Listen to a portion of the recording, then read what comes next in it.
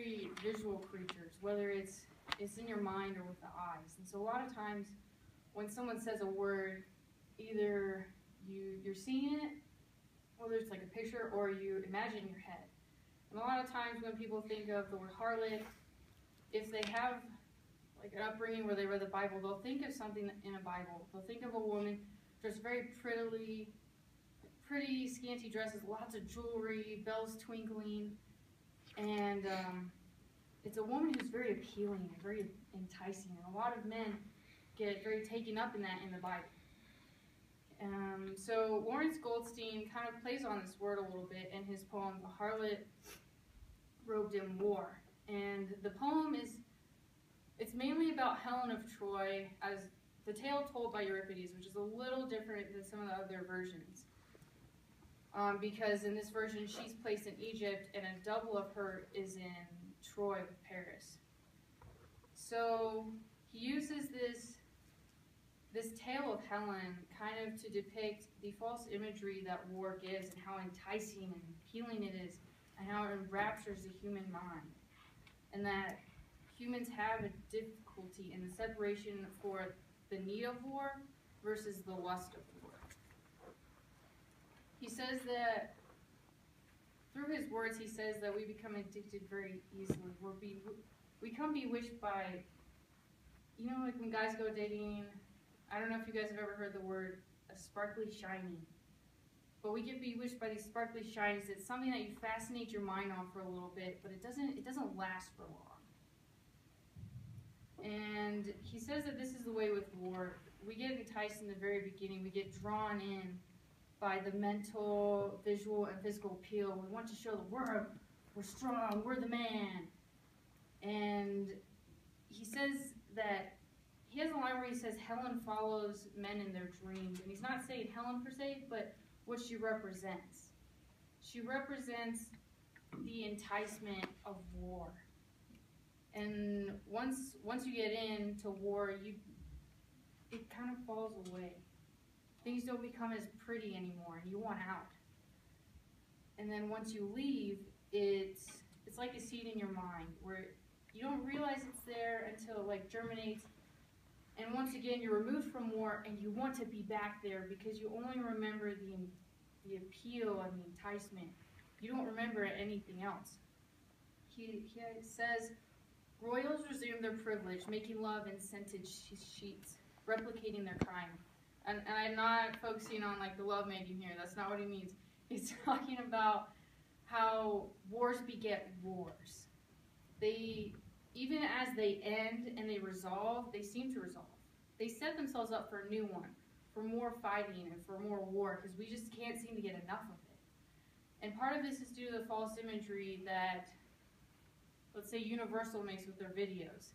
He starts talking about how Universal pulls you in with the low-cut sky blue gowns. It's something about war that they place in videos that we forget. They place the kings and the warriors and the excitement of war, but they forget the small things. The men who died for almost no reason.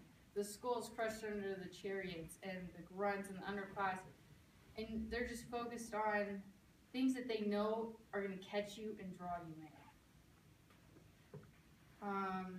He says that Helen becomes, actually this was somebody else who did, they were looking into Helen of Troy, and Pippin said that Helen became more of a symbol than reality. She became a symbol of what they were fighting for. They weren't fighting for Helen anymore. That was the beginning. That was the enticement that drew them in.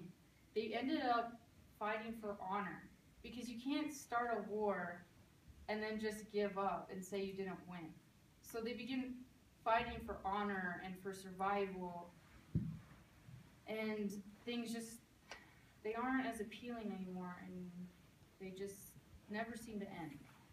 So when Helen is in Egypt, in Euripides' tale, she's telling you how Hera created a double image, because Hera's mad at Aphrodite, and Paris was in charge of some contest, and he was promised Helen. And so Hera got mad and created a double image. And so the double image is whisked away to Troy and then saved by Helen's husband, who's the king of Sparta. And this double image eventually vanishes and says, well, my purpose here is done, and she disappears.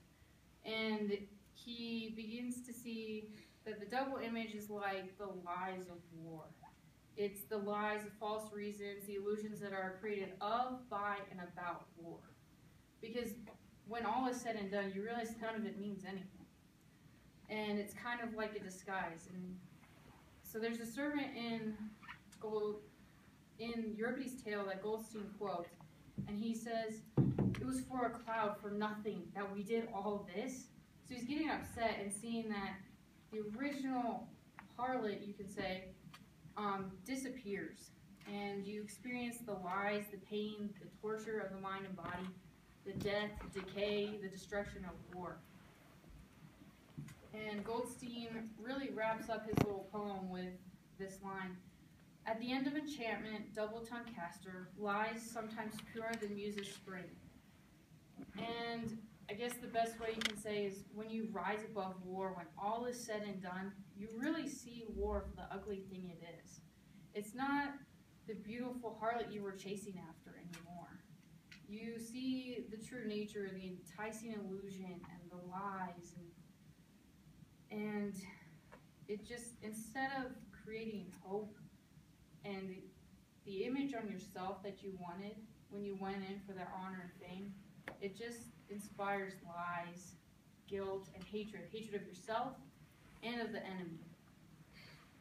And you truly see war for what it is.